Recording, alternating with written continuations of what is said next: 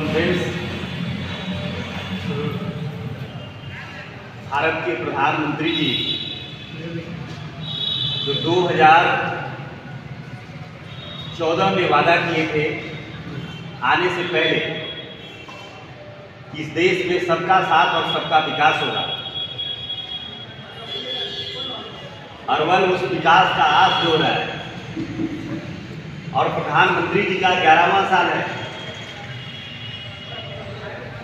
सबका साथ और सबका विकास नहीं हुआ। सरकार साहब गुजरात मॉडल की बात कर रहे हैं सर जी। हम कह रहे हैं कि सबका साथ और सबका विकास है, तो आप प्रधानमंत्री जी बार बार इस देश में एक चर्चा बना रहे हैं कि गुजरात से महाराष्ट्र तक हम बुलेट ट्रेन देने जा रहे हैं, लेकिन ये अरवल भारत के मानचित्र पर नक्सल प्रभावित क्षेत्र, जहां बड़की खड़ाओं की धुआं पहुंची है अरवल में, जहां सेनानी का बहुत बड़ा हृदय विदारक घटना, जहां मियाँपुर इसी रेल लाइन के रेडियस में है, जहां बात है जैसा नरसंहार भारत के जनतंत्र और भारत के कानून की बुनियाद को हिलाकर रख दिया, वैसे जगह जहां बिंदुसरी जिले के राज्य के मुख्यमंत्री जो लाश से धोवाते थक गए, संस्कार भी नहीं करे, गंगा की पानी लहूलुहान और पंपी की पानी रंगीन हो गई। आज वैसे नक्सल प्रभावित क्षेत्र के लोग रेलवे की मांग करते हैं तो मांग के बदले में उन्हें जेल दी जाती है, यातना दिया जाता है। आज प्रेस कॉन्फ्रेंस हम कोई हर्षोल्लास में नहीं कर रहे हैं, ये खुशी में हम नहीं कर रहे हैं। अफसोस इस बात की है प्रधानमंत्री जी कि आपने सबका साथ जरूर लिया, सिर्फ इस बात पर कि हम इस देश में इक्वलिटी, सोशल जस्टिस और फर्टिलिटी का फॉर्मूला लगाएंगे, लेकिन इस देश में पूरे देश जानता है कि गुजरात से महाराष्ट्र तक बुलेट ट्रेन का काम शुरू होने जा रहा है। इस देश में कई ऐसी ट्रेनें दी जा रही है लग्जरी, जो फ्लाइट का भी इंटीरियर कम पड़ रहा है, फ्लाइट का इंटीरियर भी सादा है, जो वंदे भारत बोल रहे हैं। और आज अफसोस की बात है,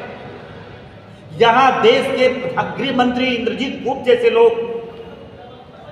आकर के बड़की खड़ाओं में बोलते हैं और कहते हैं कि भारत के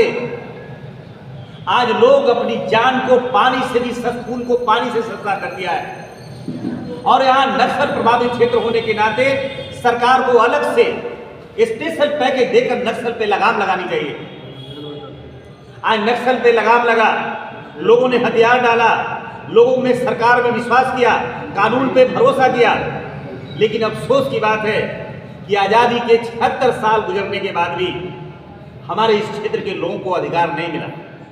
और बड़ी अफसोस की बात है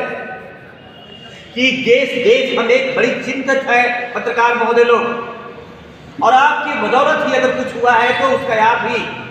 पूरा श्रेय आपको जाता है कि आपकी सोशल मीडिया ने रेल मंत्री अश्विनी वैष्णव की कुर्सी को हिला दिया, और इस देश में 120 से चलने वाली ट्रेन, जिसमें हमारे साथी और हमारे लोगों के ऊपर गाड़ी को चला दिया, और जहां 10,000 बीटा के रेल पटरी पर रेल की आस लगाए बैठे थे, क्योंकि हम 7 दिन सत्याग्रह करते गए थे, 7 दिन कहते गए थे, 6 दिन कि प्रधानमंत्री जी जल्दी रेल हमें घोषणा कर दो, बजट से पहले आप घोषणा कर दो, बजट में कर दो। जब बजट तक भी नहीं घोषणा हुआ तो आखिर में हम रेल की पटरियों पर सो गए, जहां 2-2 ट्रेनें रोकी गई, 2-2 ट्रेनों को रोक करके बैठे थे, और वहां एक दिल्ली से पटना से मुंबई जाने वाली ट्रेन सुविधा एक्सप्रेस जिसका नाम है, 120 के ट्रेन पर आंदोलनकारियों पर चला दिया, जिस पर आज तक FIR नहीं हुआ, जिस पर आज तक कोई कार्रवाई नहीं हुआ। और अफसोस की बात है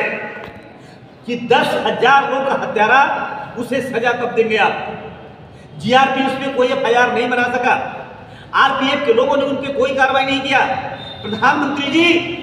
आप कहते हैं कि हमने इस देश के लोगों को देखने के लिए और समझने के लिए और परखने के लिए और न्याय के लिए हम PMO कार्यालय बनाए हैं। आपका PMO कार्यालय कहाँ है जब इसका भी हम इंतजार कर रहे हैं? अगर 10,000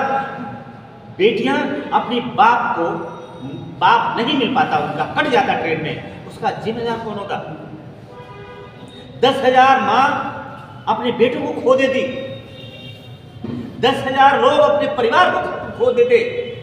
आप बताओ, आज तक कोई कार्रवाई इस पर नहीं हुई। सरकार से